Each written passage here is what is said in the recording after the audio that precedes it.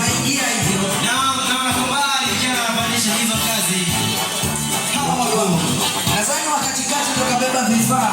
Ni jeshi la Bwana likiwa kazini. Na amebeba vifaa vya lecture ya siku ya leo. Ni albamu naona Kamanda. huyu anawake na wazee Mgeni rasmi anashuka kwa ajili ya kuchukua na kupokea vile vifaa kwa ajili ya uonyeshaji wa pili siku ya leo.